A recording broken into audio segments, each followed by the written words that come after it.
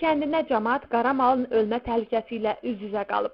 Təxminən 3 həftə ərzində bu kənddə 40-dək inək ölüb. Laboratoriya analizi göstərib ki, ölüm səbəbi Sibir yazvası xəstəliyidir. Bu qədər malın qəflətən ölümü kənd sakinlərini təşvişə salıb. Hazırda Ambarovkada malların 1/4 qalıb. Çölə qalxdıq, çöldən gəldi, yaxca yatdı, sabah açıldı. Qabağına ot qoydum, su qoydum, yedi, içdi, yıxıldı, öldü. Ölənə mən nə varım? Dalıb, elə xırılladı da öldü də, bir saat çəkmədi. İkisi bir gündə, biri bir günü, biri də bir günü. 4 mal, bir həftənin içində. Məsələn, elə ev var ki, 4 dənə malı ölübdür. İnsanlar, adamlar çox əziyyət çəkirlər, hər anın məsələn, gözünü tikirlər o mala, onlar da hamısı qırılırlar. İndi xahiş edirəm, rayondan heç gələn yoxdur, bir ölçü götürən yoxdur. Bu hadisə hardasa olubdur 16-sı iyun. Примерно subota günü axşam.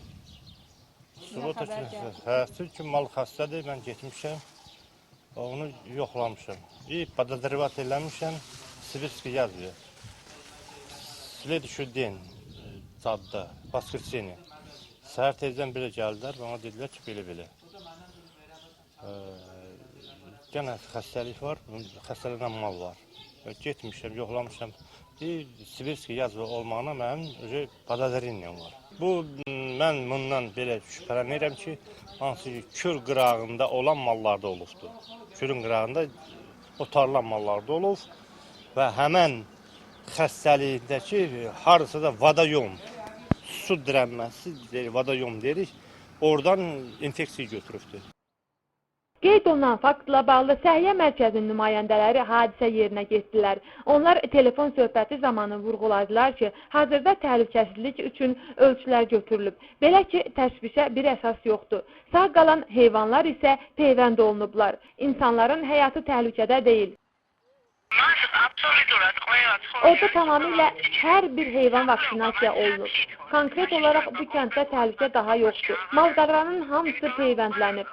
Yalnız dağ yerlərinə aparılmış malqaraya heç bir peyvənd vurulmayıb. Baytarlarımız qəssabxanalara satışa yararsız ətlərin çıxmaması üçün əllərindən gələni edirlər. Əhalinin xəstələnmə təhlükəsi bazara çıxarılan ətlərdən yaranır. Biz bu yöndə maraqlandıq və qəssabxanalardakı ətlərin vəziyyəti ilə tanış olduq. Qəssablar deyirlər ki, burada satılan ət hər cür yoxlamadan keçib qəssabxanaya gəlir. Biz bunun əks etdirən faktları da gördük. Yəni biz səhər gedir mal boynuya. Orada malın istiliyidir, nəyi, hamısı yıxlanılır.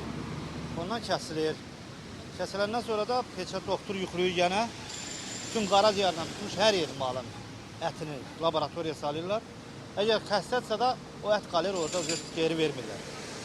Orada bir vəsit pul atırsan. Təmizsə də verirlər, gətirirsən burada. Bax, bir də peçatlı ət kulturunu. O da ətini satır. Ayrılan ət satır. Heç nə də yox. Xəstə mal oldusa da yox. Vermirlər geri. Gəlmir. Yox. Hansı ki da yiyib, bəlkə xəstələnə verilənib, o öylərdə kəsilən mallardır. Davaqdır, cığcıqad, kirbiçə kəsir, ucuz yollu satır məhlədə, öz məhləsində dağıdır.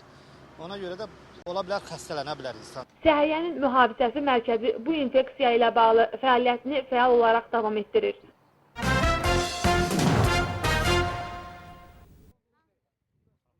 Tərəvəz becərmə üzrə müntəzəm treninqlər davam edir. Yerli fermerlər və sakinlər artıq teorik və praktik işlə bağlı məlumatı ikinci sessiyadan topladılar. Seminarın birinci sessiyası aprel ayında olmuşdu. Qeyd olunan sessiya isə xəstəliklərlə mübarizə tərəvəz növlərinin mühafizəsini nəzərdə tutur. Trening seminarlar sahəsində fermerlər qənaətli xərclə daha çox keyfiyyətli məhsul götürmənin sirlərini öyrənirlər. Tək mənim yox, bütün bizim bura yığılan xalqın, bu sessiyaya yığılan xalqın hamısı razılığını bilir bu Amerikan proyektindən. Yəni birinci sessiyada, yəni yazda keçirdiyimiz birinci sessiyada bütün bizim xalq razılığını bildirdi. Ona görə ki, bir çox şeylər öyrəndik bu proyektin əsasında. Ona görə ki, yəni məhsulu nətər becərmək lazımdır, nətər dərman dava eləmək lazımdır, gübrəsini nətər vermək lazımdır. Ona görə də məhsul, yaxşı məhsul almaq üçün birinci torpağı analiz eləmək lazımdır. Bizə burada öyrədirlər sarımsağı, soğanı becərməyə, zərdiyi nətər becərilir, onu öyrədirlər. İndi bizə vacibdir öz ömrümüzdə də məhsulu becərməyə öyrənmək. Trening İqtisadi İrəliləyiş Təşkilatının təşəbbüsü ilə Amerika Birləşmiş Ştatlarının Beynəlxalq USAID Agentliyi tərəfindən maliyyələşir. Proqram 4 il davam edəcək və onun çərçivəsində 40 milyon ABŞ dolları ayrılıb. Treninqlər proqramının məqsədi bu sahənin inkişafına dəstək, məhsulun ixracına, dəyişilməsinə, idxalın artımına, həmçinin iş yerlərinin açılmasına, kənd təsərrüfatına, əlavə investisiyaların daxil edilməsinə yardımcı olmaqdır. Amerika şirkəti bu işlətib istər təşəbbüsü qalın tələb. ABŞ-ın Beynəlxalq İnkişaf Agentliyi USAID-in maliyyə dəstəyi ilə Marneldə fermerlərin biliklərinin mükəmməlləşdirilməsi yönündə proqram gerçəkləşdirilir.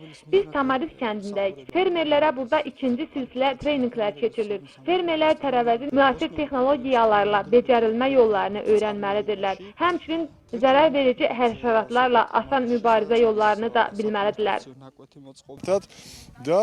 Bu cür treninqlər fermer və kəndliyə imkan yaradır ki, çox qənaətli yolla bol məhsul əldə edərlər. Mövzumuz bitkilərin mühafizəsidir. Onların həşəratlardan qorunma yolunu müzakirə edirik.